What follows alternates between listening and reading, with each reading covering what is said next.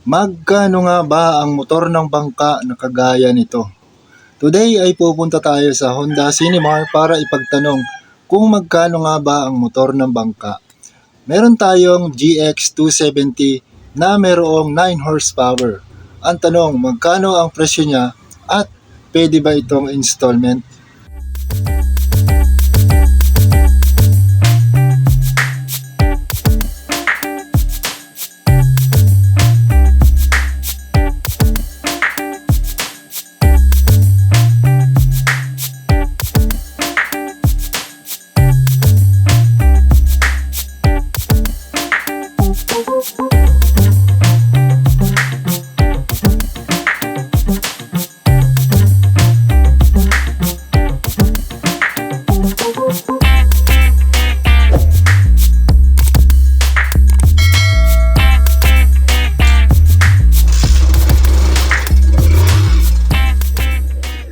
Okay, good afternoon guys.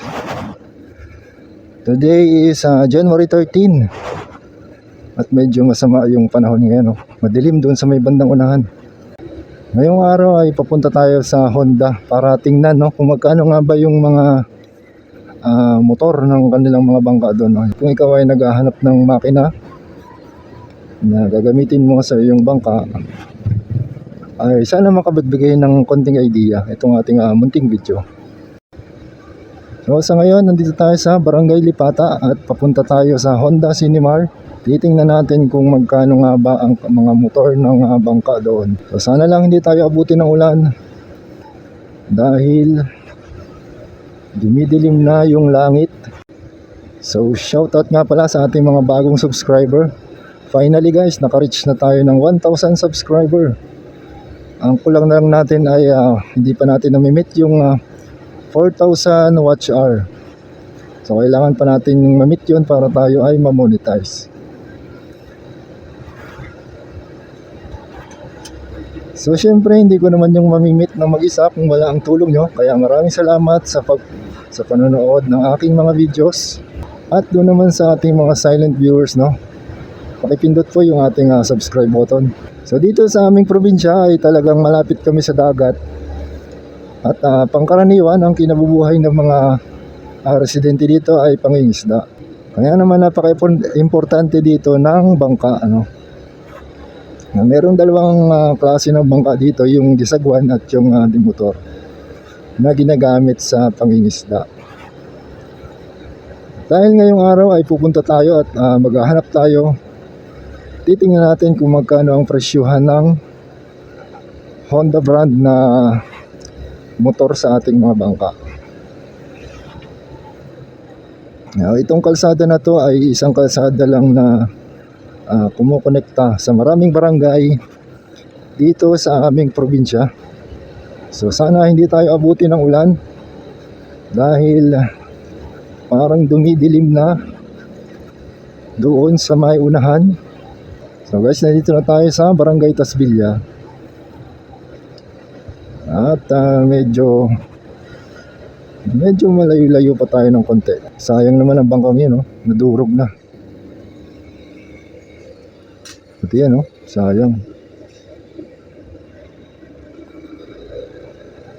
So hindi biro guys yung presyuhan ng mga ganyang bangka, Yung ginagawa ni tatay ay aabot ng 50k yung estimate na gastos pagka magpapagawa ka doon. Kasama na yung labor, materials at yung motor. 50k meron ka ng isang bangka di motor. Okay, dito ko na muna puputulin tong video na to. At mamaya na lang doon sa pagdating natin sa Honda.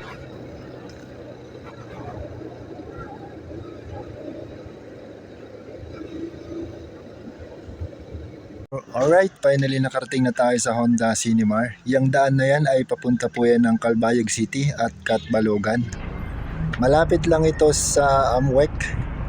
Kung malapit lang po kayo dito sa aming lugar sa Allen Samar ay pwede kayong bumisita rito para tingnan yung mga motor nila sa bangka. At kung gusto nyo po yung Honda brand ay dito na po kayo pumunta. Marami rin kasi tayong brand ng motor sa bangka, Pero dahil ito na yung brand na ipapakita natin ay dito muna tayo papasyal. Bukod po sa motorsiklo ay dito rin natin makikita yung hinahanap nating GX270 at meron din dito ang GX390. Pero unahin na po natin itong GX270 na merong 9 horsepower.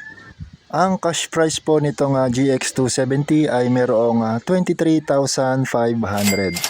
At sad to say na hindi po ito pwedeng installment. Talagang cash basis lang po sila pagdating dito sa mga Honda Power Products. Gasoline engine po ang makinang ito at meron siyang 4-stroke na may single cylinder. Ang kanyang displacement ay 270cc. At sabi ko kanina, ito ay may 9 horsepower. Base po sa kanyang specs, ito po ay merong overhead valve, cast iron yung kanyang cylinder, at nag-o-offer siya ng mabilis na starting at low fuel and oil consumption. Kung hindi naman kalakihan yung bangka mo at hindi naman lalagpas sa 10 meters yung kanyang haba, ay baka pwede na sa'yo itong 9 horsepower na GX270. Ang kagandahan po dito, just in case na magkaroon ng sira, ay pwede na rin po kayong ditong bumili ng pyesa at hindi na kayo kung saan-saan pa pupunta. Dumako naman po tayo dito sa mas malaking displacement na kanilang motor. Ito yung GX390 na mayroong 13 horsepower. Ang presyo po nito ay 27,000 at sad to say na hindi rin po ito pwedeng installment. Talagang cash basis lang po dito sa power products ni Honda. Ang makinang ito ay 4-stroke din, single cylinder, horizontal shaft at gasoline engine na mayroong 390cc displacement at 13 horsepower. Ang kanya pong makina ay ginamitan ng overhead valve, cast iron din yung kanyang cylinder at offering easy starting and low fuel and oil consumption. Base po sa binigay na specs ng Honda, ito po ay mayroong dalawang variant at yung isa ay mayroong 16 horsepower na nagkakahalaga ng 35,900 pesos. It's up to you na lang kung ano yung kukunin mo, kung yung mas maliit ang horsepower or mas malaki. Siyempre meron tayong dalawang unit ng GX270 dito sa Honda at isang unit ng GX390.